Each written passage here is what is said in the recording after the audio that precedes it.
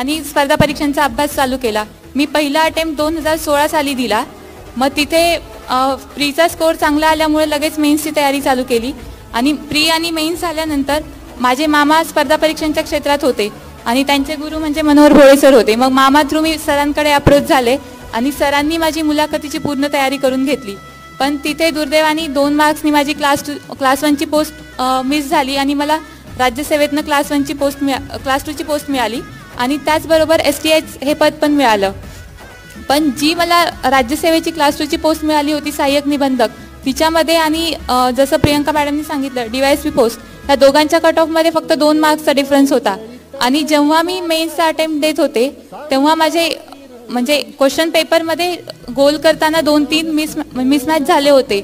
मग मला सतत ते आठवायचं की तिथला जो टेम्परामेंट असतो तो जर मी प्रॉपर मेंटेन केला असता तर आज मी इथे क्लास 1 असले असते।